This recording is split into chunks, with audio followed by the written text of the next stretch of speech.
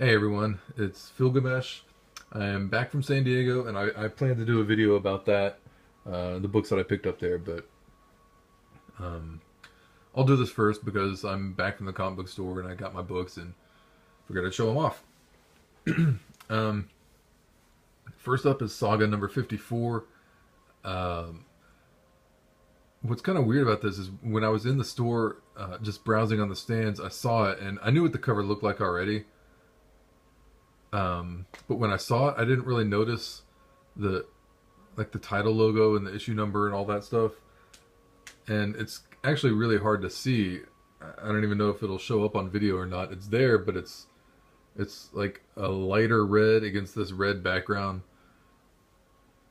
And the weird thing is when I saw it, I thought it was like a Virgin cover. So I'm not 100% sure whether there is a Virgin cover of this or not, or if I just didn't notice like the trade dress when I was in the store and just looking out on the stands.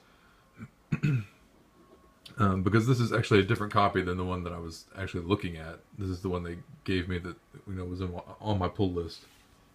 But anyway, Saga, always a great read.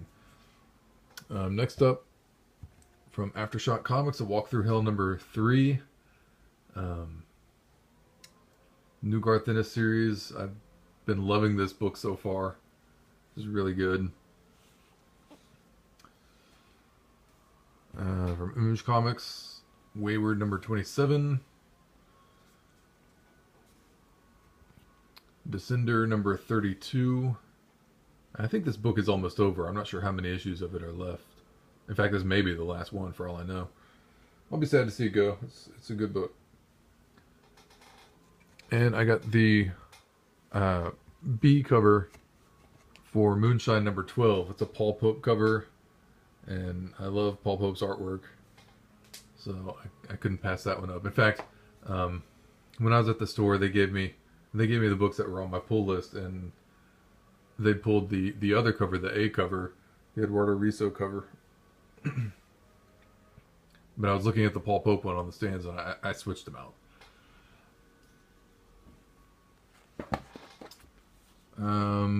Moving on to DC, I got Silencer number 7.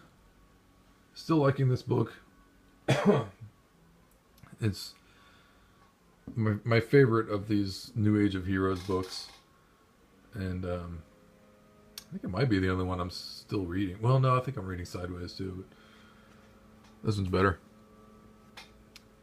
I grabbed Doomsday Clock number 6, but the weird thing is I actually intended to get the other cover. I thought that I'd grab the other cover, but I guess I just misjudged and picked up this one instead.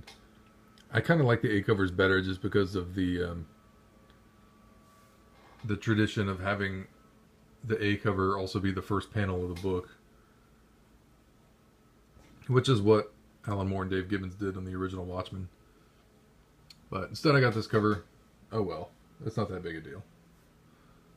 After all, it's just Doomsday Clock. It's not actually Watchmen. Anyway, I got Flash number 51. Nice Matina cover.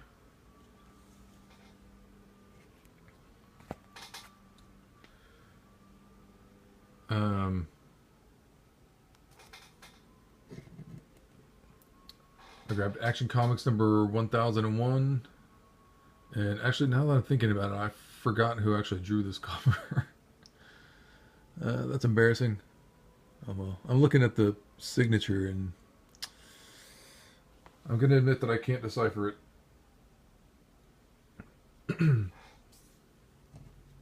I also had to get Teen Titans number 20. It's the first full appearance of Crush and I guess these other two characters, that dude and that girl. I was looking for the variant cover, the design cover for Crush, and my store didn't have it. So I guess I'll have to go without or find it somewhere else. I know Midtown has it, but they've got it for like 40 something bucks, and I'd really rather not pay that much for it. I grabbed the A cover for Wonder Woman number 51. Another beautiful Artgerm cover. It's just like last week when I couldn't pass up the Life of Captain Marvel #1, even though I had no intention of getting the book. I saw this one on the stands. I'm like, it's just too pretty. I have to get it.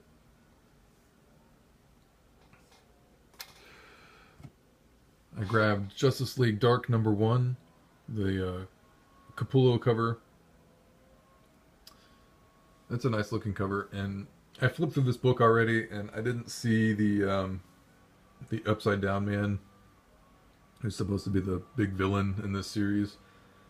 I guess he'll show up sooner or later, but he's not in issue 1. At least I didn't see him anywhere. For Marvel, got Venom #4. Really enjoying this series. It's way better than it has any right to be. I mean, it is Venom after all. Marvel 2-in-1 #8. This series is really good. I think I've said this before, but this is probably the best book Marvel is publishing, in my opinion. I got Infinity Wars Prime #1. The Ron Lim variant. I was really looking for the George Perez variant with Thanos on the cover, but my store didn't have any.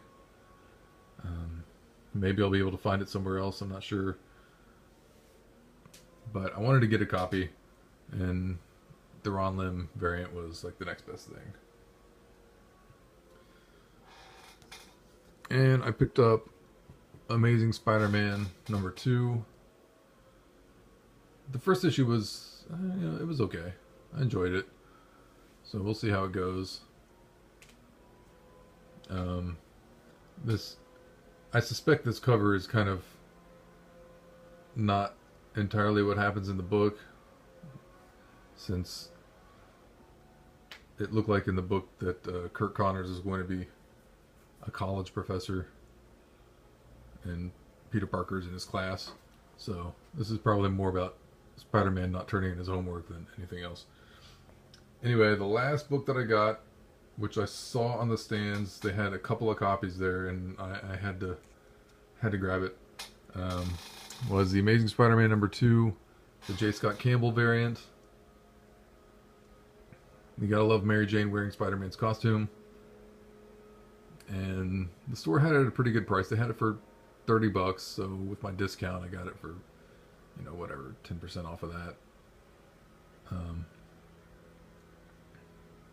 And it's a really pretty cover. I'll have more to say about J. Scott Campbell when I do my San Diego video, but yeah, I really like this book. Well, this cover. Anyway, that's all I got for now. So I'll be back in, I don't know, a day or two with the San Diego video. I don't know, let me know what you thought of the books that I picked up. If there's anything that you think I missed, or any recommendations or anything like that. I'll talk to everybody later.